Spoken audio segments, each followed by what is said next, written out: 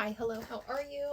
So Spirit has a message for us today, and I'm not sure what it is. I'm in the middle of packing, and the energy just kept coming in, coming in, coming in. And I was like, okay, well, let me stop, make my lunch, blah, blah, blah. And they were like, do it now. So this is my Dark Goddess Order call. I'm going to call in the collective's guides who are of the highest good, integrity, 9 and above, ask that they come in to support us with a message that we most need to hear today, and asking Archangel Michael to protect this space.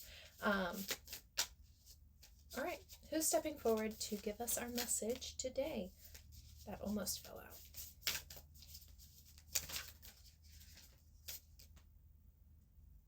Really feel like it's this one. Pele, passion. I believe we've gotten this one recently, but let me read it from the book. This is a deck I'm still getting familiar with, and I'm really enjoying it. It is from Caitlin McCarthy. It's not on TikTok Shop, but it's all hand-drawn images. I love it. Okay. Pele.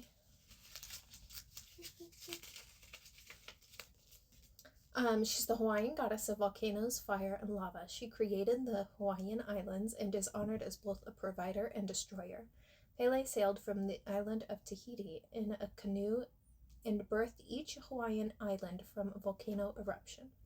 She made her home in the volcano Kilai, I don't know how to say that, on the big island of Hawaii. She is a fiery temper, and she may curse anyone who is disrespectful or dares to take lava rocks or plants from her volcano.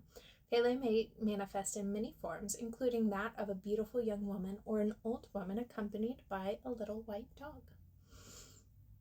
The meaning of this card is ignite your fire. Have you been holding yourself back out of fear of judgment, resentment, or rejection? Release the limiting beliefs that you are too much or not enough. Now is the moment to erupt out of your comfort zone and unapologetically embrace your true self. Choose passion over fear.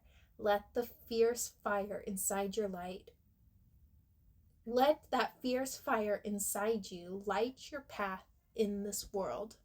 I'm smiling because these are really themes that have been coming up for me very heavily, especially building up to this new moon that we had yesterday, of really leaning into the fire aspects of my chart. I have fire moon and I have a Aries Mercury.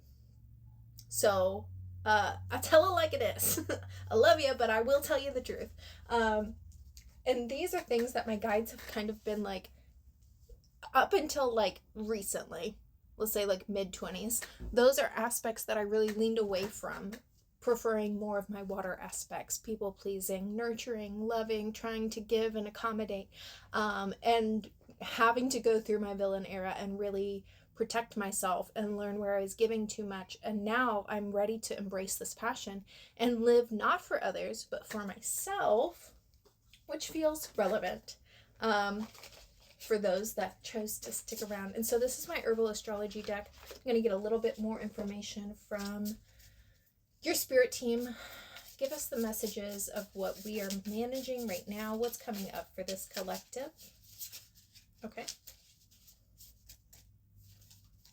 Mandrake for sensuality, and passion flower for surrender. Well, if that doesn't go along with our fire aspects, so with the mandrake of sensuality, what I'm getting is like, the sensuality is really a divine feminine aspect. And when we look at like the Queen of Wands and her magnetism, this is something that is encoded. Like, it's not a performance, it is a being. Like, you can magnetize that energy into you, like Marilyn Monroe, where she would turn on her magnetism, or turn it off if she wanted to hide, right?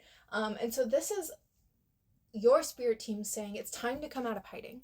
Turn on your magnetism. Allow yourself to be seen, because you've been asking for specifically soul family, connections, depth is what you've been wanting. And you're not going to be able to access those things unless you're willing to be seen in your fiery, magnetic self. So embrace that sensuality, not as a performance, but as who you are, allowing your creative spirit to flow through you, and really claiming those desires, the ones that scare you, claim them. And then passion flower, surrender. This to me is saying like, surrender to that flow. I'm really feeling like the Kundalini. Surrender to that fiery magnetic flow of passion as it flows through you, and allow it to create new connections in your life. I'm seeing like this isn't necessarily connections people to people, although it is included. Connections to things that you have been disconnected to. Art is coming up. Singing, expression, things that perhaps you really freely enjoyed as a child and, you know, through life got disconnected from. Surrender to this passionate flow. So maybe this is like reserving an evening for just creativity and, you know, somatic dance, put on music, do whatever you got to do. But just allow this energy to kind of flow through and encompass you so that you can get acquainted to it. Let me know if this is making sense and resonating for you.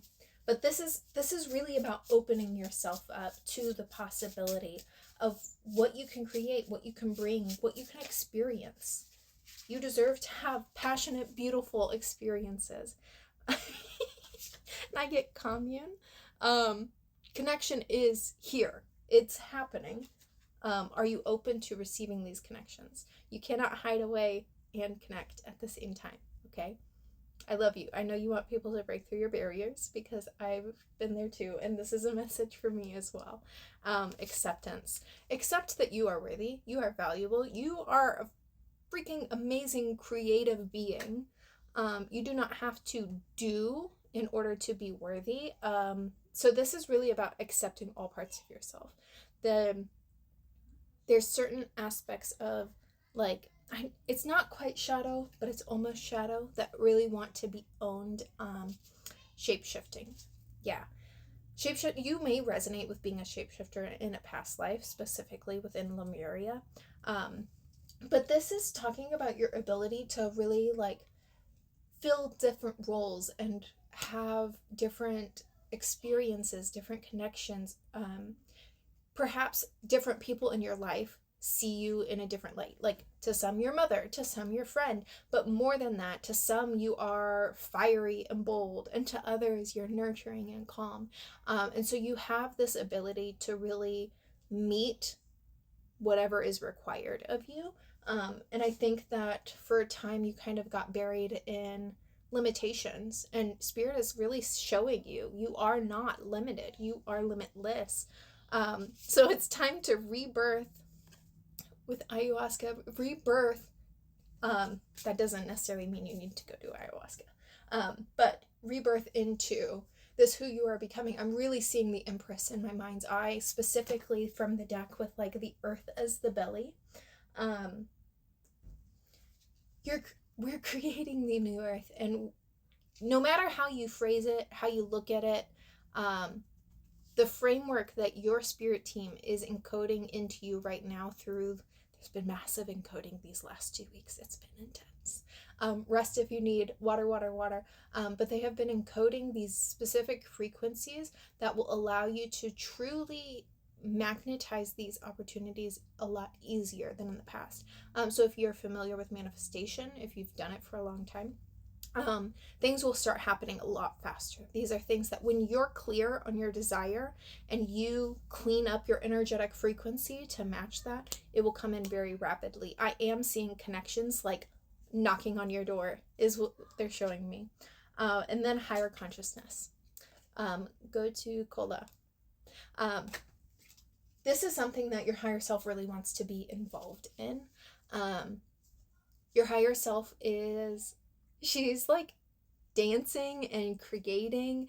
I see her with like dancing with a paintbrush, and she is illustrating these desires that you've had.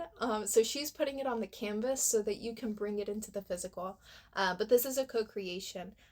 Open yourself up to this experience and this opportunity. You're not crazy, you're not delusional, you're absolutely powerful and have the ability to bring this to fruition, whatever this desire is that you've been sitting with. Connection is here. Soul Tribe is here. I love you so much. Rely on Pele and that fiery volcano of creation. Love you, bye.